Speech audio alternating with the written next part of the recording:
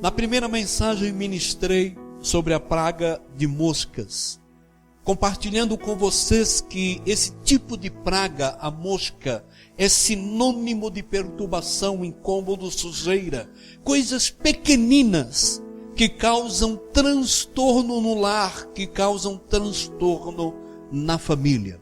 Na segunda mensagem, a ênfase foi a praga da perca dos rebanhos ou do gado, que tipifica, infelizmente, muitas perdas, sim, materiais e desperdício envolvendo muitas famílias. Na terceira mensagem, ministrei sobre a praga de chuvas de pedras e fogo, que simbolizam as agressões, frieza e hostilidade que infelizmente tem estado presente em muitos lares. O que tem entrado na sua casa? O que tem afetado a sua família?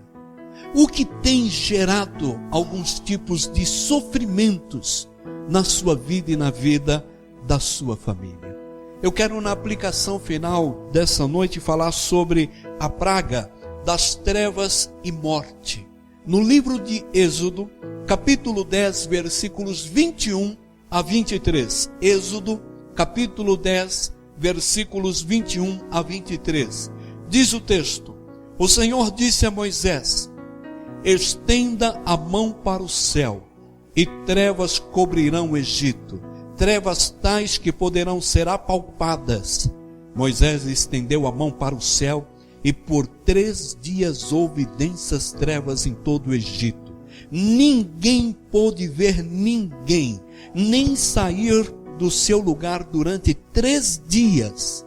Todavia, todos os israelitas tinham luz nos locais em que habitavam. Vamos orar. Bondoso Deus, como é bom ouvir a Tua palavra, como é bom estar neste lugar e poder juntos ouvir o que o Senhor tem para nos dizer. Rogamos, ó Deus, que o Senhor, que conhece cada um de nós, cada família que está aqui nesta noite, o Senhor fale aos corações. Damos toda a liberdade para o agir do Senhor nas nossas vidas, na nossa família, em nome do Senhor Jesus. Amém? Queridos, trevas representam cegueira e desprezo. Trevas, como praga dentro de uma casa, pode ser identificada essa praga como cegueira e ao mesmo tempo desprezo. O interessante é que quando olhamos para o texto bíblico, nós vemos que a casa dos egípcios escureceram ao ponto de terem que andar apalpando. Tal era a densidade daquela escuridão. Mas na casa do povo de Deus havia luz. É isso que o texto relata. E esse tipo de praga hoje pode ser entendido como falta de comunicação. Ou seja, as pessoas moram na mesma casa, são da mesma família, mas as trevas ou a morte entraram dentro desta casa e eles não se falam. Moram na mesma casa e não se veem, não se encaram, não se tratam, apenas se distratam. É isso que a escuridão, quando ela domina um ambiente, uma casa, uma família, ela faz. Como é triste a gente perceber o desprezo na família. Não existe sofrimento maior do que ser desprezado dentro da sua própria casa. Ser desprezado, ignorado ou ignorada pelo seu cônjuge. Ser desprezado pelos seus pais ou pelos seus filhos. É como uma escuridão completa. A escuridão, ela tem entrado na sua casa. A palavra é clara: deixe a luz entrar na sua família. A luz, ela se chama Jesus. E quando as trevas, elas dominam, o que nós vamos ver como evidência, infelizmente, é isso numa família. Moram na mesma casa, eu reforço, são da mesma família, mas não se falam, não se veem, não se encaram, não se tratam, apenas se distratam. O interessante é que a luz da palavra de Deus, quando a luz de Jesus está presente, as obras da carne são identificadas. Enquanto a escuridão está presente, nós não conseguimos enxergar o mal que o desprezo gera na família. Tudo que traz como consequências tristes para os membros daquela família. Parece inclusive normal ou comum em muitas famílias o desprezo. As pessoas não se falarem, o casal estarem brigados e ficarem um tempão sem conversarem. Mas quando a luz de Cristo está presente, as obras que são das trevas, da carne, são identificadas. E Paulo, falando sobre esse assunto, ele diz que a carne, ela deseja, ela busca o que é contrário ao Espírito, e o Espírito o que é contrário à carne. Eles estão em conflito um com o outro. É isso que tem dominado a sua casa? Será que, infelizmente, na sua vida, existe a escuridão de tal forma que as obras, então, da carne, elas estão sendo vividas como se fosse algo normal, algo que acontece com todas as famílias? Sinceramente, a palavra de Deus nos ensina que quando nós somos guiados pelo Espírito, nós não podemos agir debaixo do poder da carne, porque as obras da carne, elas passam a ser manifestas como imoralidade sexual, impureza, libertinagem, idolatria, feitiçaria, ódio, discórdia, ciúmes, ira, egoísmos, dissensões, facções e inveja e até embriaguez. Quando tudo isso faz parte de uma família, é que as trevas, elas estão imperando. Quando isso faz parte de uma família, falta luz naquele lugar. Falta o Senhor Jesus. O que é que tem entrado na sua casa? Porque quando você anda na luz, você então não vai satisfazer os desejos da carne. É como se Deus estivesse nos ensinando e nos mostrando que na luz nós conseguimos enxergar, identificar tudo aquilo que está atrapalhando a nossa relação com Deus e uns com os outros dentro da nossa casa. Por isso, a palavra do Senhor diz: vivam pelo Espírito, e de modo nenhum vocês satisfarão ou entenderão como algo comum, normal, todos os tipos de pecados e de coisas ruins que são obras da carne ou das trevas que podem estar dominando a sua vida ou a sua casa. Sabe o que a Bíblia diz? Ela diz que um fruto que nós podemos produzir na luz, que é o fruto do Espírito. E o fruto do Espírito é amor, alegria, paz, paciência, amabilidade, que eu investi hoje de manhã falando nisso, bondade, fidelidade, e contra estas coisas não há lei. Por quê? Porque todos os que pertencem a Jesus, diz o Senhor, crucificaram a carne com as suas paixões e desejos, e agora em Cristo vivem para Cristo, andam na luz, andam no Espírito, e a carne não prevalecerá, e as obras das trevas não prevalecerão em nossa casa, não entrarão em nossa casa, porque somos filhos da luz. Amém, amados? Pense nisso e aplique estas verdades simples na sua vida. O pior tipo de cegueira é aquela de não querermos enxergar. Esta é a verdade. Por algum tempo na nossa igreja, nós tínhamos uma família que tinha um filho deficiente visual. Ele não enxergava, ele nunca poderia vir a enxergar. Então, ele é cego, deficiente visual.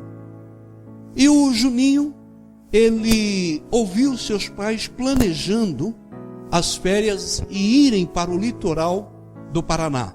Lá numa determinada praia, existe num monte um Cristo, um mirante. E lá tem uma estátua semelhante à do Cristo Redentor do Rio de Janeiro, em menor escala, onde as pessoas sobem e de lá podem contemplar toda a vista. Agora imagine um garoto ouvindo seus pais planejando uma viagem, falando com grande entusiasmo que eles iriam inclusive visitar o Cristo, e que eles subiriam aquela montanha para ter naquele momento uma visão do Cristo e contemplar tudo aquilo. O menino que era cego, que cresceu no Evangelho, que tomou uma decisão ao lado de Cristo, ficou imaginando: meu Deus, que férias deve ser essa maravilhosa, subir o monte para ver o Cristo.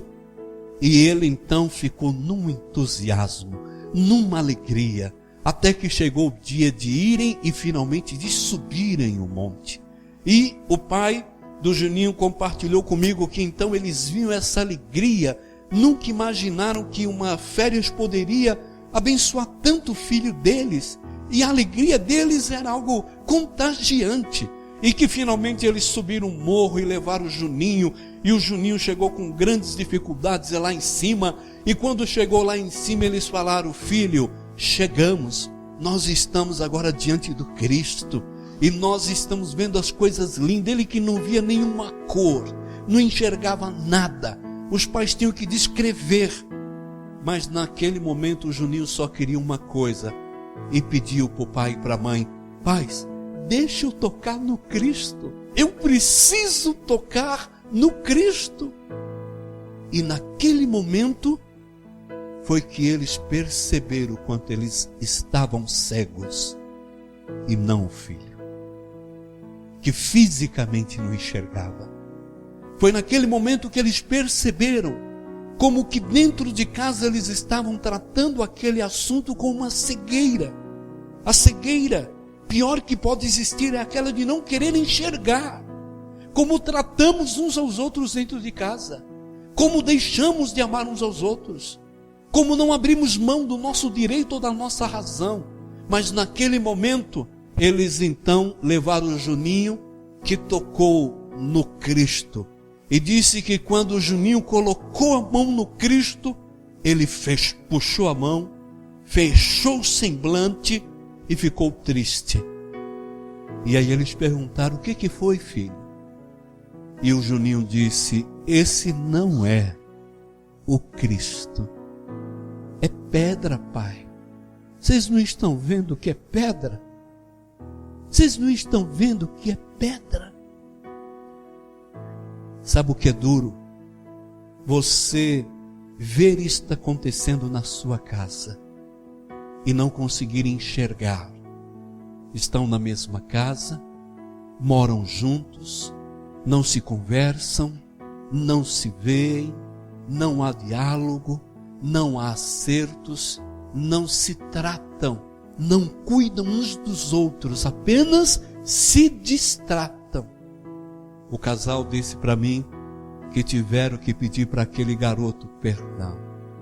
Eles não tomaram os cuidados devidos na hora de planejar aquilo que ele estava ouvindo, pensando que ele teria um encontro com o Cristo, e que ele poderia tocar a Cristo, e talvez na mente dele, quem sabe ele até pudesse voltar a enxergar. Não é assim que a gente pensa quando ouve de Cristo? Mas quando estamos cegos dentro de casa, a pior cegueira é aquela de não querer enxergar. Sabemos o que está errado, conseguimos identificar e nomear as nossas fraquezas, faltas, maus hábitos, pecados mesmos, mas muitas vezes não queremos tratar. O pior não é identificar é não tratar, é saber o que está de errado e não procurar mudanças, é saber o que entrou dentro de casa como uma praga e não tirar aquilo de dentro da nossa casa. Quantos pais masculinos, homens, estão repreendendo os filhos pelo tempo que passam na frente do visível, do computador, da internet, do telefone, do iPhone, e eles ali veem, ouvem, assistem coisas quase que palpáveis, mas endurecem o coração e não assumem como pais, e não se arrependem e nem pedem perdão dos seus próprios erros. Falam uma coisa para os filhos e fazem outra. Dizem algo tão bonito, mas não se vive aquilo. A pior cegueira é aquela de não querer enxergar quando tudo é visível, menos para você que não quer ver, e assumir humildemente o que precisa mudar. Eu venho de uma família onde o meu pai, ele foi um homem amado, um homem querido, um homem honrado, um homem que fazia bem, um homem que não media esforços para investir, um homem que conquistava a todos. Mas sabe aonde? Da porta da nossa casa para fora. Lá fora, na rua, nos bares, nos botecos da nossa região, meu pai era tudo isso. Mas dentro de casa, era um homem duro, difícil. Não tínhamos amor, não tínhamos carinho, não tínhamos proteção, não tínhamos um amparo. Eu queria sentir o colo dele quantas vezes e não pude. Se eu ou meus irmãos ou minha mãe saíssemos e visitássemos os amigos dele lá fora e descrevêssemos quem ele era de fato como homem, como pai, como esposo, as pessoas não concordariam. Vocês estão mentindo, vocês é que não prestam e não amam esse homem, porque o seu Luiz não é assim. Foi assim que eu cresci vendo que nós estávamos na mesma casa, mas não nos conhecíamos. Estávamos na mesma casa, mas não nos tratavam. Não tratava uns dos outros. Estávamos na mesma casa, mas apenas destratavam uns aos outros. Como é que você está? Como está a sua casa? Como está a sua família? Como está a sua vida? Sabe, queridos, quando a escuridão como praga está presente dentro de uma casa, infelizmente essa praga chama outra praga, que é a morte. O interessante é que a Bíblia nos mostra em Êxodo, capítulo 11, versículos 4 a 7, que também a praga da morte atingiu todos os egípcios. E o Senhor disse da seguinte forma: por volta da meia-noite passarei por todo o Egito, e todos os primogênitos do Egito morrerão, desde o filho mais velho do faraó, herdeiro do trono, até o filho mais velho da escrava que trabalhava no moinho. E também todas as primeiras crias do gado. Haverá grande pranto em todo o Egito, como nunca houve antes, nem jamais haverá entre os israelitas. Porém, nem sequer um cão latirá contra homem ou animal. Então vocês saberão que o Senhor faz distinção entre o Egito e Israel. Morte espiritual hoje, mortes emocionais, perdas terríveis estão abatendo também muitas famílias. Você sabia que as pessoas que morrem espiritualmente e que poderíamos ter alertado, falado de Cristo, anunciado e não fizemos, é responsabilidade nossa? Que as pessoas que temos que alcançar e não alcançamos, se elas morrem sem Cristo, nós temos culpa nisso? A grande verdade é essa. Eu lembro que trabalhando numa editora por muitos anos, A gente sempre, quando chegava sexta-feira, era terrível. A gente não via a hora de sair da empresa. E eu trabalhava no setor das impressoras offsets e rotativas, onde inclusive a minha mesa, a máquina que eu trabalhava, ficava próximo do cartão de ponto. Então, quando dava o primeiro sinal, a gente corria para chegar primeiro, segundo, terceiro lugar, porque a fila ia ser enorme. E a gente não via a hora de sair na sexta-feira. Mas eu fiz de tudo e consegui chegar naquele dia em terceiro lugar. E não tive dúvidas. Eu cheguei em terceiro lugar e olhei para o tamanho da fila que estava enorme. Dei uma risada, tirei uma do pessoal que eu consegui vencer naquele dia. Mas lá no último lugar estava um homem por nome José, que eu conhecia bem. Ele viu quando eu entrei na empresa com 14 anos de idade e eu fui sair com 26 anos da mesma empresa. E eu lembro que aquele homem era difícil, ele era cético. Quando eu me converti, ele foi a pessoa que mais me distratou. Quando eu aceitei Jesus como meu Salvador, e ria e zombava. E eu lembro que algo aconteceu naquela noite, final de dia. Eu olhei de novo para a fila. Quando eu visualizei o Senhor José, é como se uma voz audível para todos, mas era só para mim. Só eu estava ouvindo. Ela falou comigo: fala com o Senhor José. Eu recuei, fiquei na fila. Eu falei: epa, que é isso? Eu que sou um batista tradicional, conservador, firme, vou agora ficar ouvindo coisas e dando crédito para coisas. Mas eu fiquei pensando: será que é Deus? E se eu não obedecer? Dei mais uma olhadinha e de novo, e da planta do meu pé até a cabeça, algo tomou conta novamente de mim e disse: fala com o Senhor José.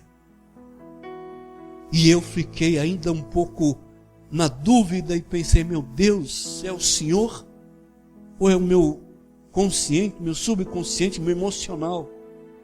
Mas eu parei e pensei: na dúvida, eu não vou arriscar. Saí daquele lugar que todos queriam. Falei para o que estava atrás de mim: pode ir. Quando eu comecei a passar, eles riam. E aí, baianinho? Não sei porque me chamavam de baianinho, não tenho cabeça chata, não falta pescoço, as costas não são largas e nem as perninhas abertas, mas eles me chamavam de baianinho. Quando eu sou pernambucano, nunca se pode chamar um pernambucano de baianinho. E alguns então: o que deu em você, baianinho? Outros na fila que sempre riam porque eu tinha me convertido, agora era crente, eles diziam: ô glória! À medida que eu ia passando, eu ouvi alguém falando: ô irmão, né? Que aconteceu? Aí eu fui lá para o final da fila e fiquei atrás do seu José. Ele olhou sério para mim, como quem dizendo: o que está acontecendo? E eu falei para ele: Senhor José, Deus falou comigo para que eu falasse com o Senhor. O que eu tenho e tirei do meu guarda-pó é um folheto. Nesse folheto tem uma porção da palavra de Deus. Tem um plano para a sua salvação. Se o Senhor ler e ouvir e tomar a decisão que esse folheto nos ensina a tomar, o Senhor pode ser salvo e ter sua vida salva por Jesus. Ele que nunca dava crédito, não se importou aos meus olhos muito, pegou aquele folheto, colocou no bolso e continuamos. E eu fiquei chateado, revoltado. O que eu estou fazendo aqui? Eu não deveria ter vindo aqui. Ele pouco deu atenção, ele pouco ligou. Mas finalmente eu bati o cartão como o último da fila. Entrou o dia seguinte, domingo, eu já tinha esquecido disso. Não dei trela, não passou de uma coisa da minha cabeça, do meu emocional. Segunda-feira, 7h25, deu o primeiro sinal, 7h30 daí o segundo. Quando deu o segundo sinal que nós íamos começar então a trabalhar, o sistema de som da empresa pediu a atenção de todos.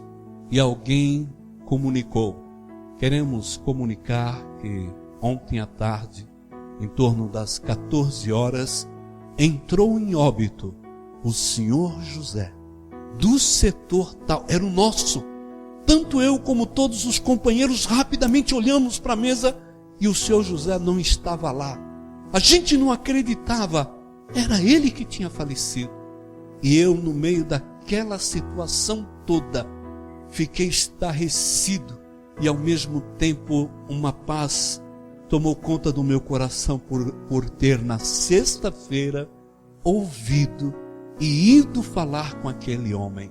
Mais uma vez um sinal ecoou do sistema de som e a voz novamente disse, algumas pessoas, 5, estarão representando a nossa empresa. Convidamos o senhor tal e também Marcos Freire para integrar essa equipe. A Kombi os espera lá fora. Agora eu ia para o funeral do senhor José. Eu não acreditei em tudo aquilo. Ao mesmo tempo que eu tinha uma paz, eu ficava pensando, e se eu não tivesse falado de Jesus? A morte teria alcançado aquele homem sem ele ter talvez tido a última ou única oportunidade que teve de entregar a sua vida para Cristo. E fiquei do lado da esposa dele e naturalmente quando eu vi, eu estava do lado dela. Não me segurei e perguntei para ela, o que aconteceu exatamente ontem? Oh, meu filho, ele estava tão bem, feliz, contente, almoçou, sentou, pegou alguma coisa para ler e estava chupando uma laranja. E daqui a pouco, sem que a gente esperasse, ele deu um grito diferente, algo que nunca tínhamos ouvido. E quando nós chegamos, ele já estava morto. E a primeira coisa que me veio, o que é que ele estava lendo? Era o folheto que eu tinha entregue. Eu não sei se ele tomou uma decisão. O que eu sei é que Deus falou comigo nesta ocasião e inúmeras vezes Deus tem falado. Sabe o que é interessante?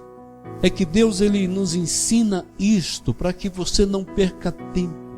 A oportunidade de ganhar pessoas da sua família é sua. Pessoas com quem você se relaciona lá fora, a responsabilidade é sua. Não deixe a morte espiritual chegar e se estabelecer na sua casa. Ore para que pessoas na sua casa e fora da sua casa, que fazem parte desta grande casa com quem você se relaciona, pessoas no seu trabalho, na sua faculdade, seus vizinhos, e procure alcançar essas pessoas. Não deixe que as perdas também emocionais façam parte da sua vida, porque naquela noite, lá no Egito, houve luto em todas as casas dos egípcios, mas nas casas do povo de Deus ninguém morreu, porque o sangue de um cordeiro foi passado nas portas e a morte não entrou.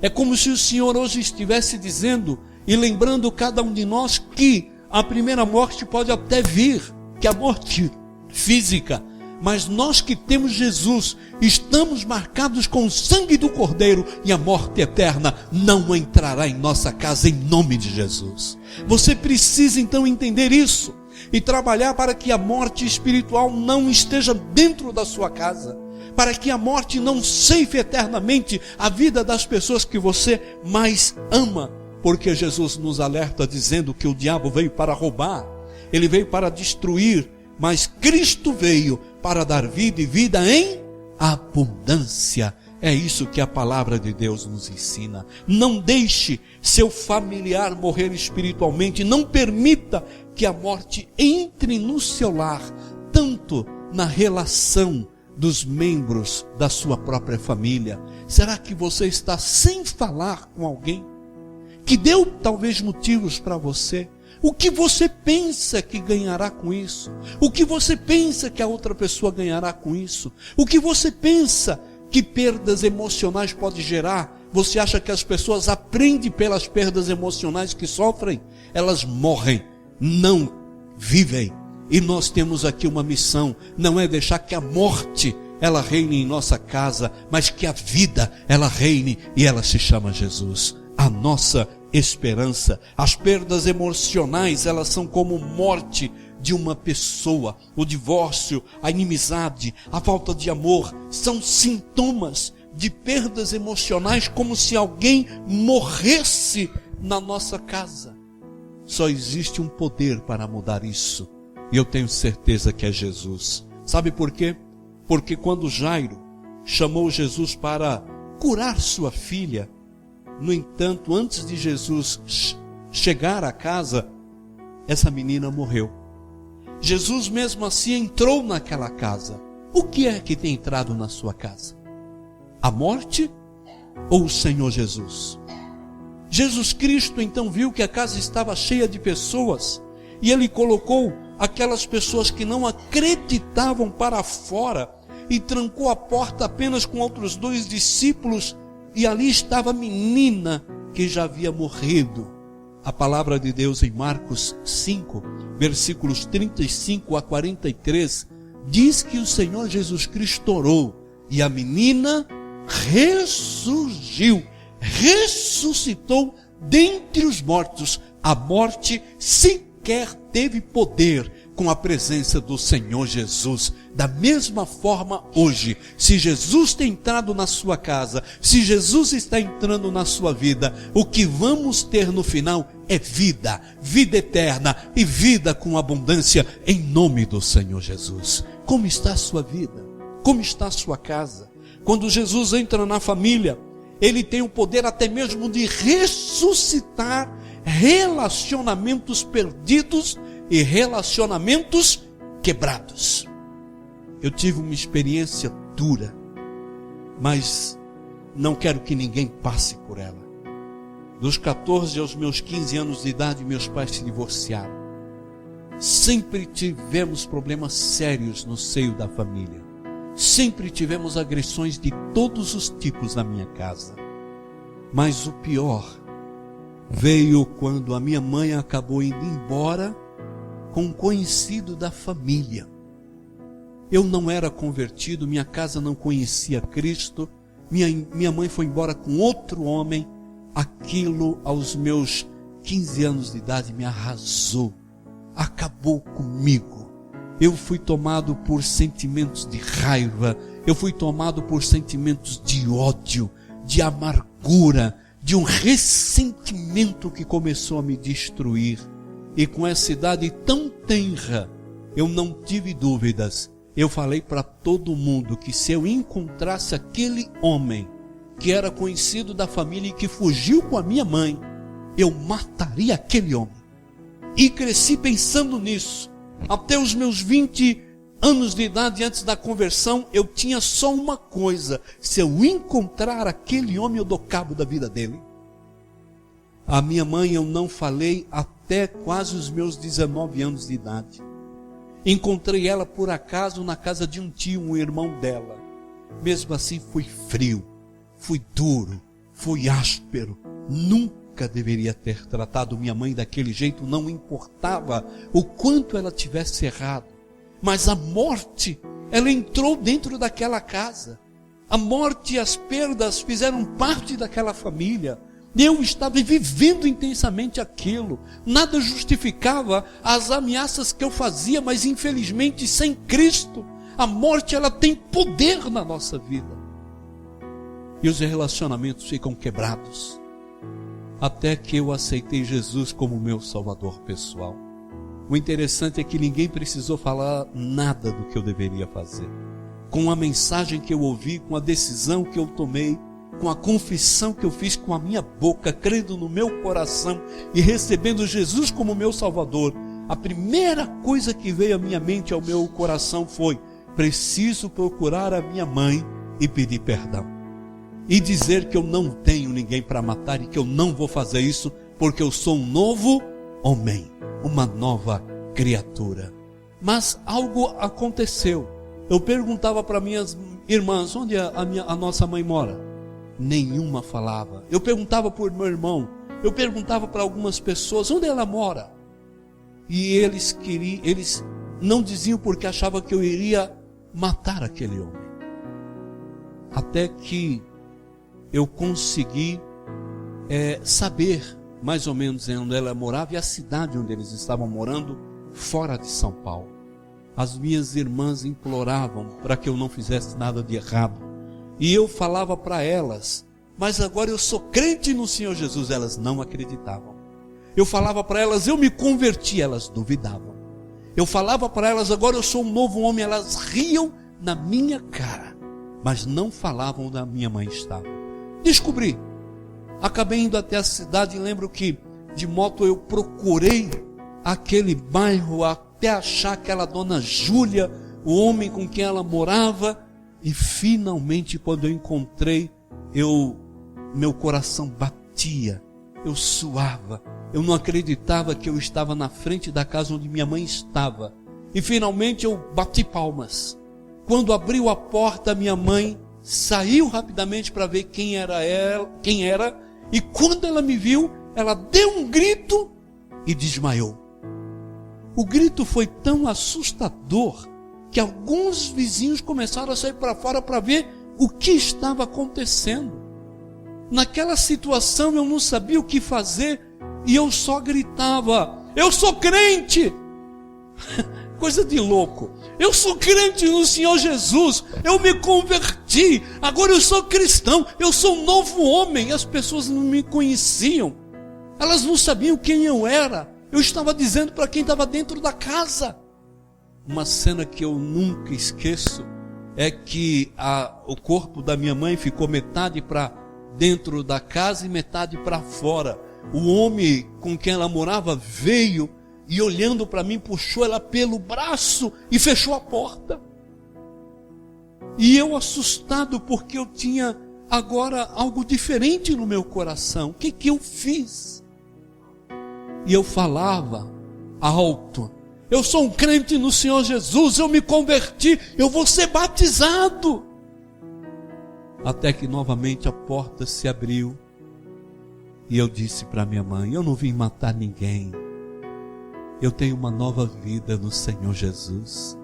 Eu vim pedir perdão, eu vim pedir que a senhora me abrace, perdoe tudo o que eu fiz.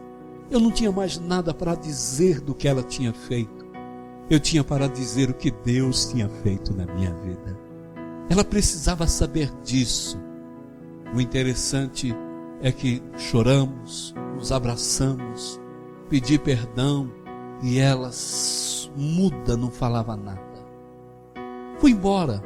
Passado um tempo, eu recebi uma carta dela. Na carta ela dizia que tinha deixado aquele homem. Na carta ela dizia tudo que ela não pôde, pediu perdão. E o mais surpreendente, ela disse: diante de tudo que eu vi e ouvi, eu entreguei a minha vida para o Senhor Jesus. Eu não posso mais viver no erro. A morte não estava mais imperando na minha casa. A quebra estava deixando de existir. As nossas vidas estavam sendo restauradas. A família estava conhecendo um poder como nunca tinham conhecido, um poder tão restaurador. E todos nós fomos unidos, e cada um a seu tempo, num tempo que Deus tinha, foi se convertendo e aceitando Jesus como seu Salvador pessoal.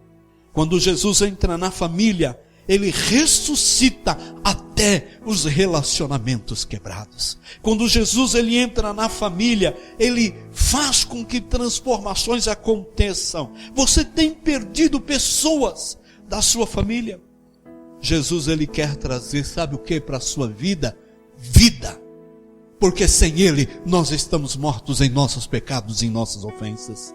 Assim como o cordeiro teve que ter o seu sangue derramado no Egito, e tipificando e apontando para o Cordeiro de Deus que tira o pecado do mundo, Jesus, Ele derramou o seu sangue na cruz do Calvário, para que cada um de nós, crendo, tenhamos vida, e vida eterna, uma nova vida, a ressurreição para uma nova vida, e relacionamentos ressurretos, restaurados, em nome do Senhor Jesus. A maior tragédia é a falta de relacionamento com Deus e com as pessoas. Deixe Deus colocar ordem na sua vida. Deixe Deus colocar ordem na sua casa. Quero fazer a aplicação final desta série de mensagens, falando sobre uma praga que tem atrapalhado muito as pessoas e elas não tomam a decisão porque essa praga é muito forte na sua vida. Se chama a praga do dia seguinte. Sabe como ela é identificada na Bíblia? A praga das rãs. E a praga do dia seguinte, pelo seguinte fato, de que Faraó, em vez de receber Moisés, ele disse para Moisés: volte amanhã. Não era para Moisés voltar amanhã, e nem para Faraó deixar para amanhã. Aquilo tinha que acontecer agora. Ele tinha que receber o representante de Deus agora. Agora, sabe o que me choca? É que as rãs, elas estavam por todos os lados. Elas subiam nas pessoas e Faraó vendo. Estavam nos fornos e nas amassadeiras, não os deixava dormir. Era impossível, me desculpe, entrar no rio para tomar banho. Provavelmente os carros esmagavam aquelas rãs nas ruas, deixando um rastro nojento de fedor e carniça pelo ar. Dá para imaginar a situação das famílias, desse tipo de praga que entrou nas casas.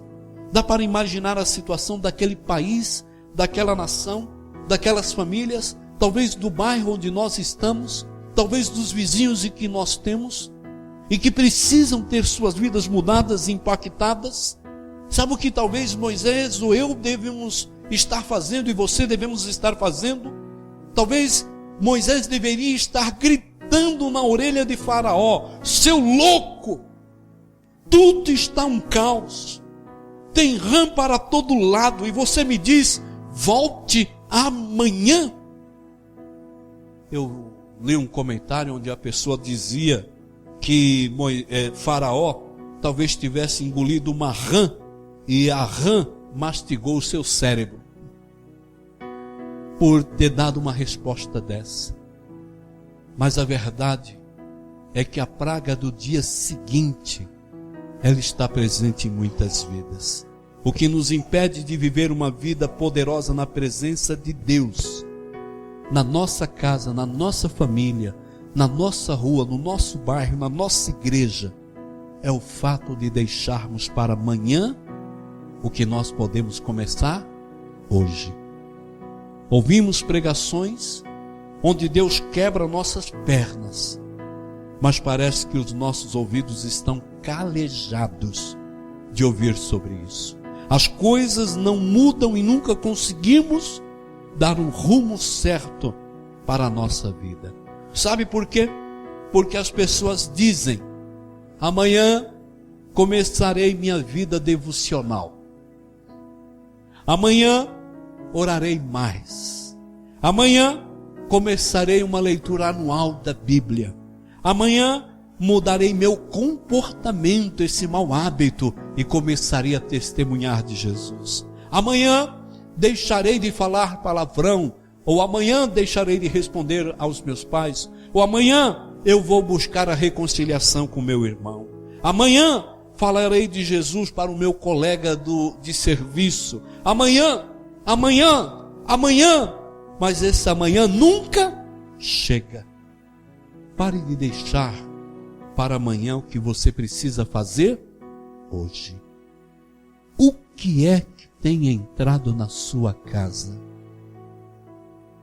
Será que a morte? Será que a escuridão? Será que a praga do amanhã faz parte da sua vida? Cuidado com o deixe comigo. Nunca confie nas suas próprias forças, porque a autoconfiança apenas nos afasta mais de Deus. Pense nisso. e tome uma decisão enquanto é tempo.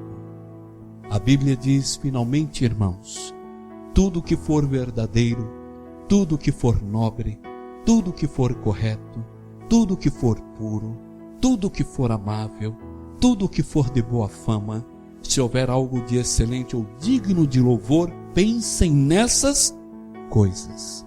Sabe o que eu acho interessante? É que a palavra grega traduzida por arrependimento é metanoia. A palavra usada para arrependimento no grego, metanoia, significa literalmente mudança de mente, mudança de perspectiva. Por isso que uma pessoa arrependida, ela tem a mente de Cristo. E é por isso que nós damos evidências de arrependimento, porque na nossa vida nós passamos a ter essas mudanças visíveis. E nós deixamos tudo que envolvia a escuridão, a morte e o deixar para amanhã. Arrependimento não é emocionalismo, não é sentir vontade de chorar, não é vir toda vez que a gente faz um apelo e a pessoa tem que tomar uma decisão novamente. Arrependimento é uma mudança de pensamento, de perspectiva de vida, é passar a viver de acordo com a perspectiva de Deus para você. E a perspectiva de Deus para a sua vida é de vida, não de morte. A perspectiva de Deus para a sua casa é de bênção, não de maldição. A perspectiva de Deus para a sua vida relacional é de comunhão, intimidade com Deus, intimidade uns com os outros. Eu tenho certeza que sempre há decisões que precisamos tomar. Não deixe para amanhã, remova as rãs, remova tudo aquilo que te incomoda o mais rápido possível.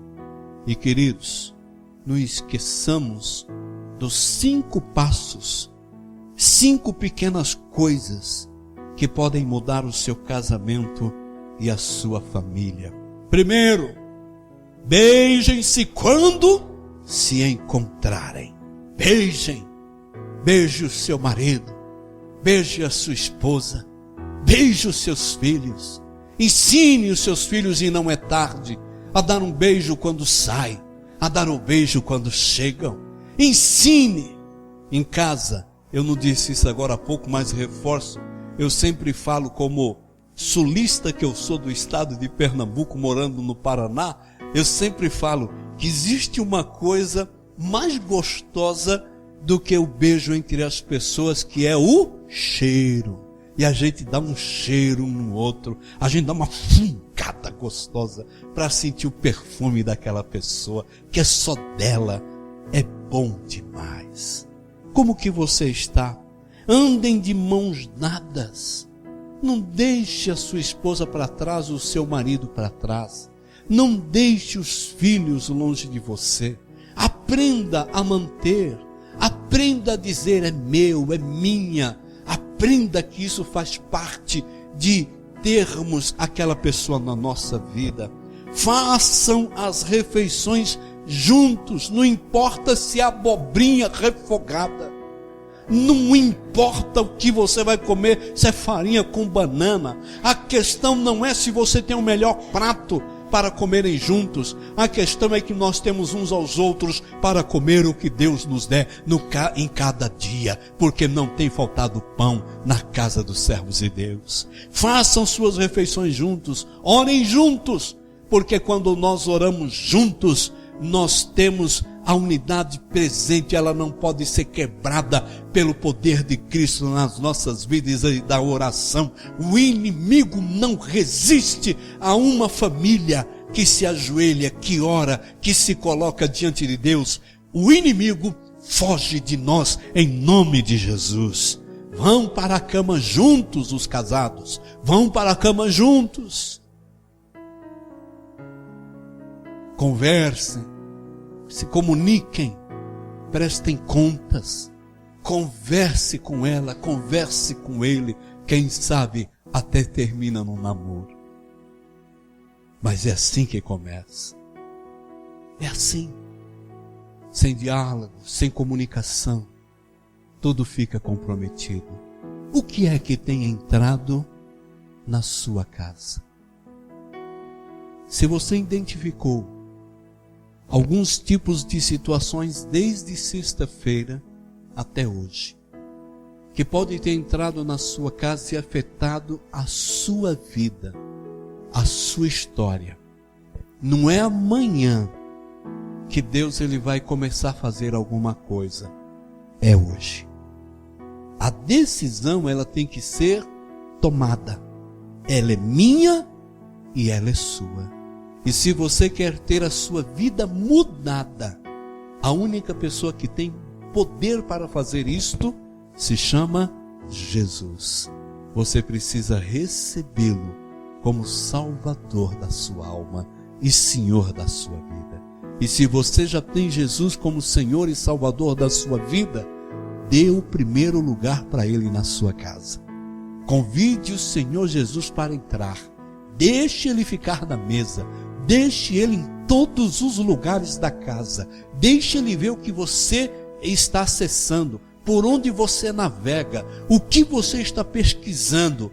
E você vai ver que as bênçãos do Senhor serão derramadas sobre a sua vida e sobre a sua casa, a sua família, como chuva, e muitas chuvas de bênçãos.